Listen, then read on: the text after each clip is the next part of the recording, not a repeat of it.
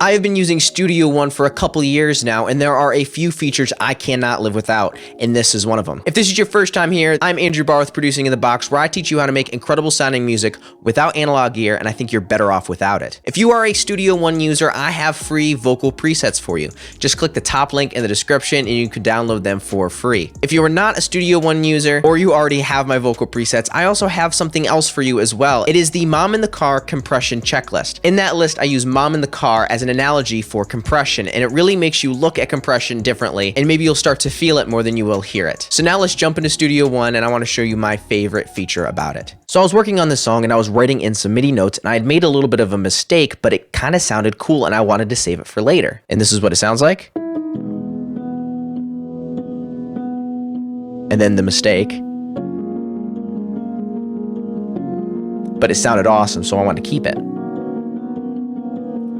But of course it didn't fit with the song that I was working on now, but I wanted to save everything for later, and I didn't want to just bounce out this individual track to a stereo file and then pull it in a song later on. I actually wanted the processing that I had and the MIDI notes and everything else. So if you click B to open up your browser, I have a folder on my desktop called Music Loops, and I can just select the regions that I want to save, come up here and just drag and drop it into my folder. So since there are 4 regions that I have selected, it drug 4 into the folder. So now let's open up another session and I will show you how I use these music loops. So now I have this lo-fi track that sounds like this.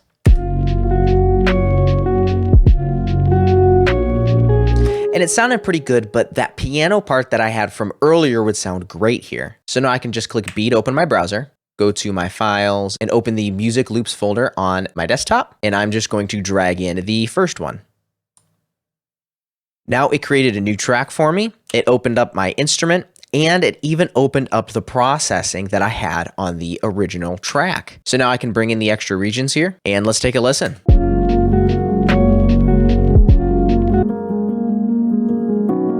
It saved everything. It saved my processing. It saved the MIDI notes, it saved the VST that I used, and it was like dragging in an audio file to sample with, but now I can change whatever I want. Now the only thing I really want to do is add some of that sidechain compression to get that piano to duck out of the way of that kick drum in classic lo-fi style. It should sound like this.